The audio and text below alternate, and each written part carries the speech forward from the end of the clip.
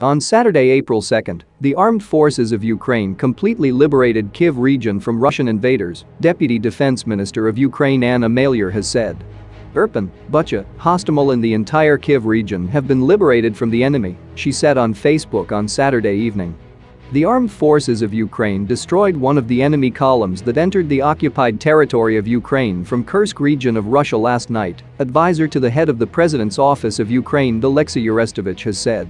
According to him, in response to the offensive of the armed forces of Ukraine in Kyiv and Chornobayivka regions, the enemy is trying to bring a certain number of his troops here from Kursk region in order to keep his troops from being defeated by the armed forces of Ukraine somehow.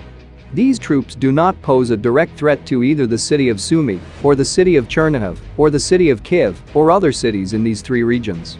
This is just a barrier and an attempt to strengthen our troops so that we do not completely destroy them when they go towards the border.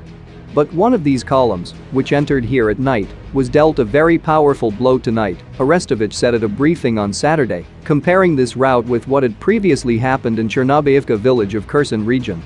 At the same time, he said that over the past day in Chornobayivka, Russian groups were defeated 2 more times. Chornobayivka, which, by the way, also happened for the 13th and 14th times, a battalion and a battery of self-propelled guns of the Russian armed forces were destroyed, the advisor to the head of the president's office said. According to Arestovich, the armed forces of Ukraine continue their tactical offensive in Kherson region.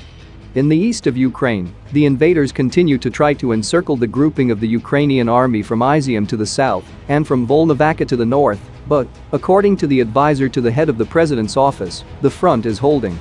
At the same time, we must get rid of illusions, there are still heavy battles ahead for the south, for Mariupol, for the east of Ukraine, but after these battles, I do not think that Russia will have at least some reserves for active offensive operations.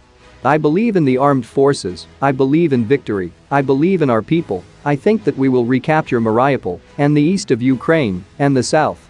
But we are watching closely, it will not be easy there, Arestovich said.